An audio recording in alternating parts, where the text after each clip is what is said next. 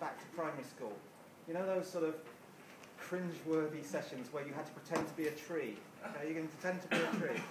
Now, I'm David Cameron now, and I'm going to tell you trees, okay, that I want you to do more because we want a big jungle. How do you feel? Are you inspired to do more? Okay, let me say, you're still the trees. There's going to be more sunlight and more rain and more nutrient in the earth. Now, how do you feel? Great, great. The thing is that it seems to be about personal passions. So the word big is actually the completely wrong word to use. This is actually starts small and personal and community and builds out from there and then has to reach the scale. And that seems to be one of the differences that I'm learning. In terms of today's usefulness, has anybody done the deal here today? Or the makings of one? Yeah, there's a few of those. Okay. Has anybody got meetings they're going to arrange by follow-up with folks? Yeah, that's good, that's good.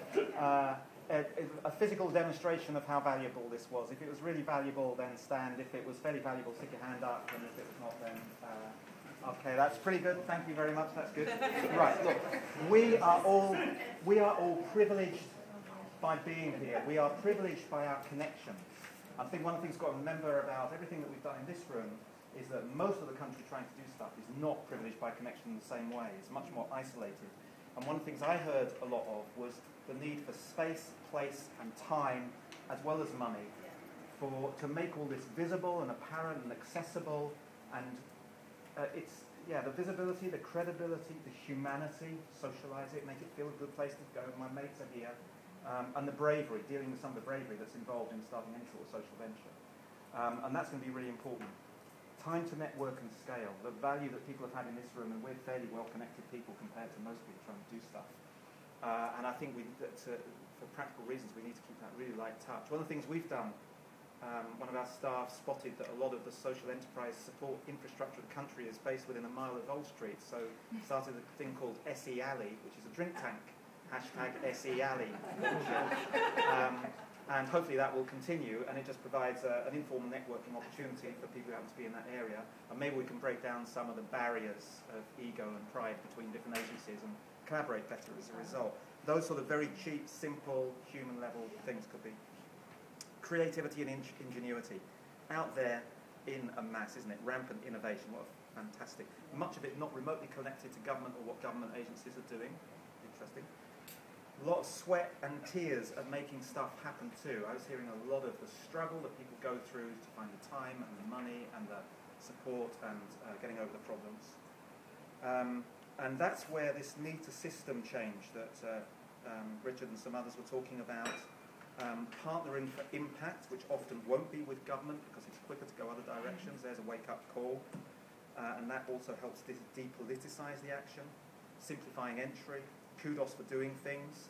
How can you have non-cheese kudos? Because if we just said you're a big society champion, you can imagine how that's going to go down in my neck of the woods in Tower Hamlets. It's really not going to look good. I tell you, it's got to be a non-cheesy version. Inspiring more people, incentives to action, disincentives reduced, plenty of disincentives. I've got this little model of the push factors. I'm angry that my local library is shut. I'm going to do something about it. And then there's a barrier. Can we reduce the barriers? Less CRB checks or simpler, cheaper CRB checks and all the other stuff that you have to do. Can we inspire more the joy of jumping this barrier? Because it's not just about reducing the barrier. There is this wonderful feeling when you jump a barrier. Hey, now I'm doing it. I feel so good about it. And you're going to give that message back to people. And then the pull factor. The incentive. I'm now being rewarded for having done this great thing. It needs that whole ecology to work.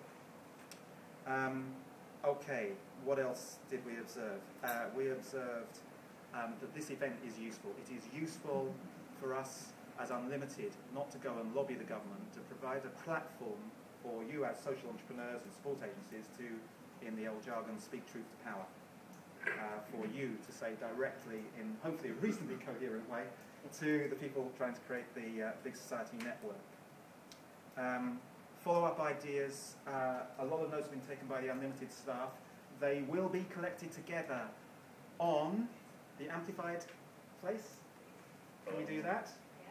Yeah, so we will. So if we've got lots of notes, but if you had a personal passion and idea, send it to us. Send it to us. research@unlimited.org.uk. So that's fairly easy. So we shall write that up here.